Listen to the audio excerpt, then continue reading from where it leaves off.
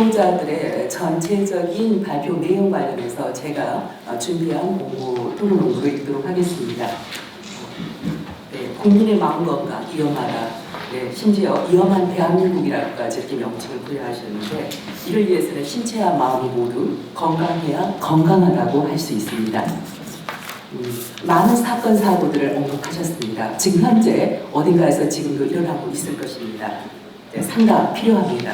그래서 상담은 사회적으로 필요한데 대신 상담자 역할이 증대되어야 됩니다. 이를 위해서는 상담자가 서로 상호 신뢰성 그리고 인간적 자질을 바탕으로 전문적 역량과 자질을 갖추어야 합니다. 그리고 전문적 역량과 자질에 대한 기준이 필요합니다. 상담에서는 유일하게 대화로 상담을 하게 됩니다. 이때의 대화는 언어적 대화 또는 비언어적 대화, 이걸 통해서 아까 김창대 교수님이 언급했듯이 관계, 감정, 영성, 마음건강, 마음의 힘을 구축하는 것이 우리들의 역할입니다. 이것은 우리는 약물을 쓰지 않기 때문에 더더욱 중요합니다. 상담의 궁극적 목표는 증상의 완화가 아니라 치유입니다. 그래서 협업은 더욱더 필요합니다. 그렇지만 현재 지역에 구분이 되지 안 됐다라는 어려운 지금 현재 우리의 실정이라는 것은 엄연한 사실입니다. 다음으로 통합적 마음건강 서비스 관련해서 영역 간 협업 체계를 통한 상생이 필요합니다. 기존의 체계만으로는 이제는 수적으로나 전문 영역으로나 국민의 마음건강 수요를 포괄하기에는 역부족합니다. 상담과 의학적 협업을 위해서는 대면, 비대면의 체계 구축 필요합니다. 특히 비대면은 코로나19 이후 더욱더 강화되고 있지만 여기에 대해서는 유용한 점도 있지만 제약점들도 지금 현재 많이 나오기 때문에 더더욱 법제화 필요합니다. 다음으로 법제화를 통한 서비스 체계 구축 관련해서 의뢰 체계 구축을 통한 협력 및 통합입니다. 협력, 이를 위해서는 각 지역의 구분이 선행되어야 한다는 말씀 공감됐습니다. 다음으로 담당 문제와 방법의 영역별 전문성에 대한 상호 존중과 협력에 대한 것들을 구체적으로 어필해줘서 훨씬 더 법제화로 향하는 길이 가까워지지 않을까 합니다. 다음으로 예방, 치료, 사후 재활복귀 관련해서 치료는 보건의료 쪽에, 그리고 전체 서비스 쪽 관련해서는 사회복지 쪽에, 예방과 재활복귀 관련해서는 전문 상담사 역할 중심이 되어야 됩니다. 다음으로 상담 영역의 전문화를 위해서 중요한 것이 있습니다. 표준화입니다. 저는 전국대학 상담학과 협의장이고 전국에 지금 대학과 대학원에 교과목들이 설계되어 있습니다. 하지만 이 교과목들이 표준화되어 있지 않기 때문에 한계를 지금 경험하고 있습니다. 그래서 지금 고등교육법에 따른 대학원 커리큘럼 한국상담교육법과 아까 어필을 하셨습니다. 현재 만들어지지 않았지만 필요합니다. 다음으로 실무 수련, 전문적인 훈련을 위해서 필요합니다. 대학 또한 마찬가지로 실무 수련을 하고 있지만 전문적인 표준화된 안이 현재는 없습니다. 국가시험, 한국전문상담사 국가자격시험은 앞으로 있어야 됩니다. 표준화를 위해서 반드시 있어야 됩니다. 다음으로 의료 대 비의료의 문제인데 NCS 즉 국가직무표준 기준으로 이미 상담은 비의료 사회서비스로 정의되어 있습니다. 하지만 지역이 명확하니 지금 나와 있지 않습니다. 다음으로 마지막입니다. 통합 시스템 구축 관련해서 상담, 의료, 복지, 지역사회의 구축 제한 관련 굉장히 의미 있는 말씀이었습니다. 인력 간의 소통, 상호 존중 기반, 통합 정보 시스템 구축, 전문성 인정. 그렇지만 우리의 이런 것을 보장할 수 있는 법적 권리 보장 장치가 현재는 없습니다. 법제화 필요합니다. 자, 이렇게 됐을 때 우리들의 지금 행복지수 즉 전국민의 삶의 질과 인권은 향상되게 됩니다. 여러 발제자께서 공통으로 이 부분을 언급하셨고 오늘 참 저도 여기 안에 종합토론자로 발표자들의 온고를 받아보면서 정말 애쓰셨구나. 그리고 여기에 있는 모든 내용들이 함께 통합되어 법제화가 되기를 간절히 기원합니다. 이상으로 마칩니다. 예, 두 번째로 이 한국학습상담학회장이신 우리 김상인 회장님의 종합토론 말씀 들으시겠습니다. 반갑습니다. 김상인입니다. 사실 토론 원고를 일주일 내내 준비했는데 교재에 실리지 않았네요. 그리고 사실은 이제 국회의원님들에게 집중적으로 토론의 어떤 메시지를 주려고 가셨어요. 그리고 그래서 제가 순간적으로 우리를 위해서 토론해야 되겠다 이런 생각을 했습니다. 근데 또 보좌관님이 소개돼가지고 다시 바꿨어요. 그런데 또 가신 것 같아요. 그래서 지금 좀 혼란스럽습니다. 넘겨주시죠. 우리는 어렸을 때 경찰서와 파출소가 늘어나면 치안이나 범죄가 보장되는 줄 알았습니다. 그리고 병원이나 또 의료원 같은 것들이 있으면 심신의 건강을 통해서 행복이 있는 줄 알았는데 사실 그렇지 않는 현 실정이 있습니다. 지식이 많으면 또 지혜가 생기는 줄 알았는데 그렇지 않고요. 지식이 많은 또는 실력이 있는 교사가 가르치면 인성이 곁들여지는 줄 알았는데 그렇지 않습니다. 저도 역시 학교 현장에서 30여 년 있으면서 어떻게 이 친구들을 가르칠까 이런 고민을 해봤습니다. 현 우리의 위기는 폭력과 재난, 여기 있는 대로 많은 것들이 국민들이 고민하고 있고요. 또 힘들어하고 있습니다. 저는 미국에서 공부하면서 지금 말씀하신 대로 이제 의사와 상담사 같이 이렇게 훈련을 받는 것을 기억하면서 한국에 와서 이런 것을 굉장히 기대했는데 그런 것이 이루어지지 않았던 것에 안타까움이 있습니다. 제가 충남 아산에서 지금 상담을 하고 있는데요.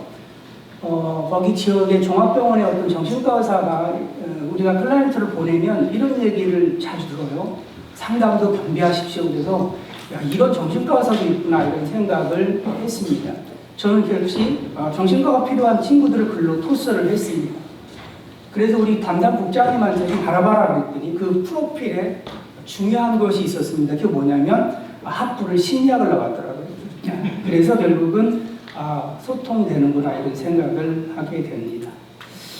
넘겨주시죠. 오늘 아침에 오면서 저희 국장님이 금박하게 보냈습니다. 아마 다음 넷을 검색한 것 같아요. 지금 일본은 AI 교사를 투입하기로 아마 결정한 것 같습니다. 학교 현장에 이제 중국은 재작년에 1,500명의 대학교 교수를 인공지능으로 대체한다고 하는 선언을 하고 진행하고 있습니다. 우리 학교 현장을 보면서 이렇게 정말 인공지능 교사가 들어가야 할 수밖에 없는 그런 현실이 아닌가 그런 안타까움을 사실 갖고 있습니다. 저와 여러분이 공감했듯이 우리나라가 너무 힘들고 또 외롭고 슬프고 우울하고 이런 어떤 현장 속에서 우리가 손 놓고 있을 수 없는 이 마당에 저희들이 모인 것 같습니다. 사실은 오늘 여러 가지 토론이 있지만 마지막 김창대 교수님의 그 울림은 저도 10분 공개합니다. 저와 여러분이 기득권을 내려놓고 이익과 여러 가지 걸 내려놓고 한다면 벌써 이것은 이루어지지 않는가 그런 생각을 저는 현장에서 공감하고 있습니다. 이러한 시도는 2012년도에 교육부에서 저에게 이런 어떠한 책임을 맡겨주고 장관님이 그때 이렇게 해주면 좋겠다라고 해서 시도했었는데 각 학회들이 어떠한 이유가 있지만 제 생각에는 그런 이익 때문에 아마 통합이 되지 않고 융합이 되지 않지 않았나 이런 생각을 항상 갖고 있습니다. 오늘 김창대 교수님 마지막 말씀하신 곳에 우리가 무엇을 말하는지 잘 알고 계실 겁니다. 오늘 저와 여러분들은 교수라는 직책 그리고 슈퍼바이저라는 직책 이런 부분들이 어쩌면 우리 제자들의 발목을 붙잡고 또 수많은 그런 금액을 들여서 했지만 결국은 일자리는 스스로 차려야 되는 그런 현실 속에서 그거는 반드시 공적인 영역으로 들어와야 된다라고 하는 생각을 절실하게 공감하고 있습니다. 어느 한 단체나 어느 학회의 특성에 치우치지 않고 종교, 심리, 예술 모든 부분들 또 여러 가지 그런 입장에서 융합할 시대가 이제는 됐습니다. 제가 김창대 교수님하고 얼마 전에 통화하면서 교수님도 저도 은퇴 얼마 안 남았는데 이 부분들에 대해서 어떻게 할 것인가라고 하는 고민을 잠깐 깊은 말을 하지 않았지만 주고받은 적이 있습니다. 상담 현장에서 저는 끊임없이 30년 가까이 클라이언트를 만나면서 정말 이게 맞는가 이런 생각을 갖고 있습니다. 완크릿에 15만 원씩 또는 석사는 7만 원, 10만 원씩 받으면서 의료 혜택 하나도 못 받으면서 그들이 1년을 넘으면 수백만 원을 상담료로 이렇게 지불하는 걸 보면서 어떻게 하는 게 좋을 건가 이런 생각을 많이 했습니다. 어쨌든 저는 오늘 토론의 포커스는 저와 여러분이 이런 기득권, 이익 그런 것들을 내려놓을 때에 우리 제자들이 진정으로 상담 현장에서 국민 서비스를 할 수 있다라고 하는 것이고, 저 역시 2012년도에 국회의원들을 찾아가고 담당 부처를 찾아갔을 때에 저에게 이런 질문을 했습니다. 사회복지사와 저희와 다른 점이 뭔가라고 질문했을 때에 1급을 받으려면 얼마 정도의 경비가 듭니까? 이렇게 질문을 했을 때 저는 그 질문을 지금도 기억하고 있습니다. 저는 그때 교수로서 거짓말을 했습니다. 100만 원 정도 듭니다. 라고 얘기했습니다. 그랬더니 그 담당 공무원이 교수님, 사회복지사 15만 원 드는데 10배가 넘군요. 라고 하는 얘기에 저는 그 서류를 쥐엄쥐엄 짚고 다시 그 현장을 빠져나왔습니다. 저는 다시 한번 호소합니다. 저와 여러분이 진정으로 이 온국민 마음건강 지원법을 추진하고 한다면, 기득권과 이익을 내려놓는다고 한다면 국회의원이 설득될 것이고 우리 제자들은 신이 나서 움직일 것입니다. 저는 16개 단체에 이렇게 협의를 하면서 오늘 제자들에게 수많은 메시지를 뿌렸지만 오늘 온 분들은 상당히 제자들이 없다라고 하는 것입니다. 이만큼 상담실에서 공감을 하고 있는지 모르지만 현장에 있는 분들도 오지 않았습니다. 어쨌든 오늘 모인 저와 여러분이 이 키를 갖고 있지 않나 이런 생각을 합니다. 국회의원들은 당시 우리가 협의만 하면 이런 조건이라고 하면 분명히 해줄 거라고 생각합니다. 다음은 우리 정의당 정책위원회의 정책총괄팀장을 맡고 계시는 좌혜정 팀장님으로부터 종합 토론 듣겠습니다. 네, 만나서 반갑습니다. 여기에서 상담 관련돼서 종사하지 않는 아마 유일한 사람일 것 같다는 생각이 드는데요. 그러니까 저는 한 2년 전에 이제 이 관련돼서 이제 만나면서 저는 사실 사회복지 쪽에서 일하고 있습니다. 그리고 사회복지 뭐 이렇게 다 얘기하셨는데 사회복지사 1급 자격증을 가지고 사실상 정책을 이제 하고 있는 상태인데요. 상담 쪽 자체가 사실은 조금 체계화되어 있지 않다라는, 또 특히 이제 의료 쪽 문제하고 비의료 문제가 있어서 제가 세월 때도 한번 좀 봤었고요. 그래서 거기에서 이제 상담 서비스 트라우마 문제를 다루는데 좀 비의료인인 상담사가 들어가는 것에 대해서 의료계의 좀 저항이라던가 이런 문제들을 좀 갈등들을 보면서 이 상담 문제가 매우 매우 우리한테 밀접한데 이게 전문화되거나 체계되지 않았다라는 것에 대한 문제의식을 좀 갖고 있었습니다. 근데 다만 한 2년 전에 만났을 때 아직까지도 여전히 이 체계가 전문화되어 있지 않구나, 체계화되어 있지 않구나, 정말 시스템화되어 있지 않구나. 그럼에도 불구하고 도대체 우리가 일상 속에서 찾아가는 상담센터는 도대체 뭐지? 라고 하는 그런 이제 매우 심각한 고민에 좀 놓여 있었습니다. 근데 이제 선생님하고 얘기하다 보니까 한 20년 가까이 상담사 관련된 법안 만들기 위해서 발의를 위한 노력을 했는데 그조차도 되지 않았다라는 걸 이제 들으면서 좀 심각하다. 그래서 좀 열심히 같이 만들어보자 법안을. 그래서 이 법안들을 같이 만드는 작업을 참여를 했었고요. 그러면서 이제 같이 노력을 하면서 드디어 이제 발의를 하게 된 거죠. 근데 최근에 보건복지위에서 검토보고서, 이 법안이 한 4개 법안이 올라가기 때문에 이 법안에 관련된 검토보고서가 나옵니다. 그래서 쭉 이제 조사한 바에 따르면 사실상 민간 자격증이 한 5,000개가 넘는 상태고 거기에 약 20만 명 가까이가 종사하는 것으로 나와 있습니다.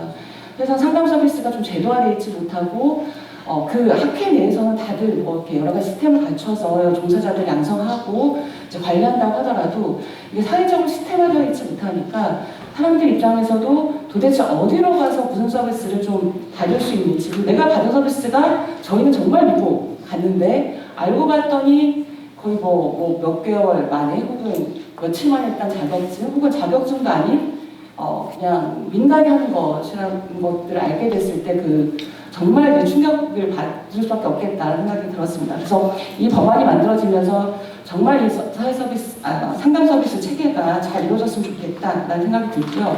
특히 최근에 들어서는 아까 이제 계속 온 국민을 위한다라고 얘기를 하셨는데 보건복지 검토보고서에 보면은 관련 법령 중 우리가 법들이 있잖아요. 여러 가지 법들이 있는데 한 130여 개 이상에서 상담 서비스, 심리상담 서비스 제공해야 된다라고 하는 부분이 나와 있습니다.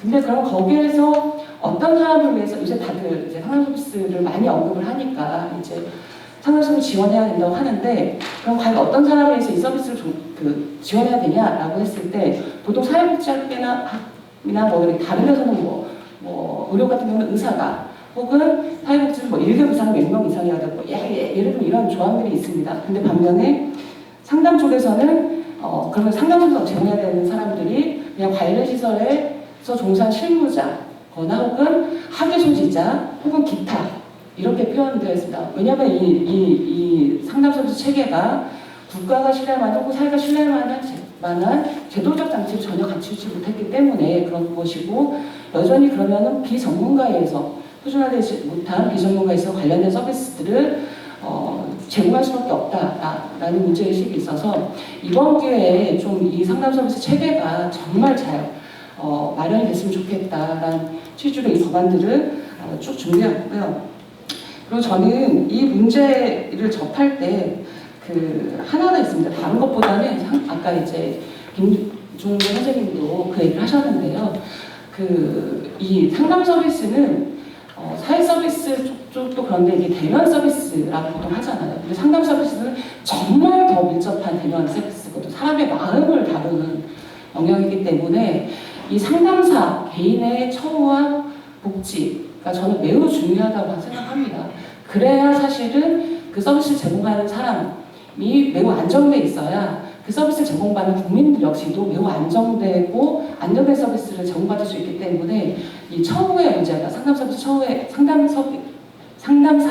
처우의 문제가 매우 중요하다고 생각하고요. 사회복지계도 마찬가지인데 2003년인가 4년에 사회복지 제가 그때 처음으로 국가시험 도입되고 첫 해에 치러진 시험을 제가 사실은 유급 자격증 시험을 봤었거든요. 그래서 근데 그때 당시에 그렇게 체계가 되면 전문 자격증 국가 체계가 되면 지금 뭐 많이 체계됐지만 사회 서비스 뭐 그때 선생님들 생각했을지 모르겠지만 사회복지사 자격이 전문화되고 그러면 좀 처우도 좋아지고 질도 좋아지고 생각했지만 실은 여전히 사회서비스 종사하시는 분들 많이 들어보셨겠지만 매우 낮은 보수의 열악한 처우에서 서비스 제공하고 있고 여전히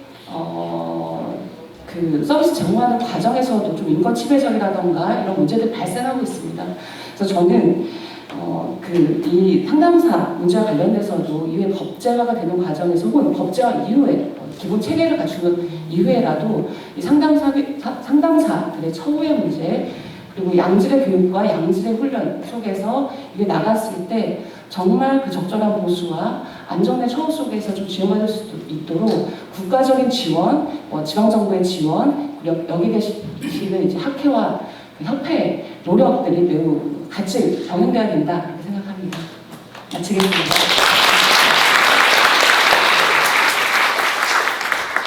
끝으로 우리 원불교 상담학회의 고모님이신 정경수 토론자님의 말씀 듣겠습니다. 네, 안녕하십니까. 반갑습니다. 네, 오늘 이 정책 세미나에 첫 문을 열은 종교 관련 상담사 또 혹은 그 관련 우리 신부님 또 스님들이 말씀으로 시작이 됐다면 이 마지막 타임의 마지막 발언자로서 원불교의 대표로서 제가 나온 듯 싶습니다. 네, 아직까지도 김창대 교수님의 그 말씀과 눈물이 제 가슴에 아직 남아있어서 그 울림이 얼마큼 갈지 저도 가늠하기가 어렵습니다. 자, 이 말씀을 통해서 왜 종교인이 이 상담 법제화에 함께 하느냐 하는 부분에 좀 의구심이 들 것 같습니다. 여기 참여하신 분들이. 네, 저는 그래서 마지막에 이 발언을 주신 의미를 거기에 두고 종교인들이 왜 상담과 밀접한지 또 이 오늘 발제한 내용들 속에 상당수 많은 부분의 의미가 이 종교인들이 상담을 해야 될 목적과 상당히 맞닿아 있다라는 그런 공감을 또 한 번 하면서 사실 참 저는 정경숙인데요. 제가 오늘 저 앞에 우리 정복을 입고 계시는 원불교 교무 성직자 임지는 학회장님이 계십니다. 조금 일어나 주시겠습니까? 인사를 나눠주시면 좋겠습니다. 무엇보다도 오늘 심신의 문제로 제가 대신 나왔습니다. 그러나 원불교는 신가와 신도가 함께 평등 세상을 이루자라는 그 가르침으로 인해서 학회도 함께 운영을 하고 있다는 말씀 꼭 드리고 싶습니다. 네, 일단 종교가 왜 상담과의 관계성, 사실 우리나라에 50년대에 처음으로 상담 활동이 시작된 것은 기독교의 그 선교사가 들어옴으로 해서 우리 국민의 마음을 어떻게 할 것인지부터 비롯됐다고 생각이 듭니다. 그 부분이 현재 오늘에 이르기까지 조금 전에도 뉴스를 또 봤는데요.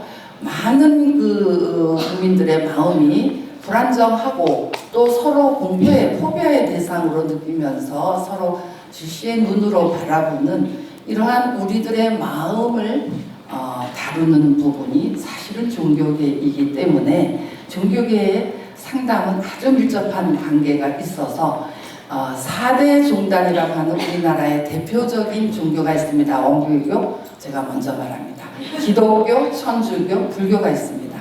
그래서 이 4대 종단이 우리나라의 상담 활동이 바로 시작하던 시점, 80년대 초반부터 함께 하면서 인성교육으로 비롯해서 저희가 전화 상담을 함께 4대가 했습니다. 4대 종단이. 그래서 사랑의 전화, 은혜의 전화, 또 자비의 전화, 생명의 전화로부터 상담 활동이 구체적으로 활성화되기 시작해서 지역 아동과 가족들을 함께 마음을 다스리고자 하는 그런 가르침에 따라서 원불교는 우리나라 최초의 원강 아동 상담 센터라는 부분을 서울의 서울회관으로부터 비롯해서 86년부터 활동을 시작했습니다.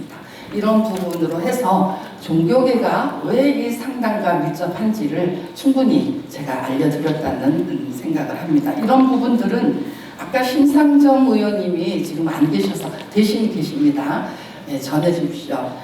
정책은 현장에 있습니다. 네, 이 부분이 종교가의 상담에 종사하는 사람들이 어디를 가든 현장에 있습니다.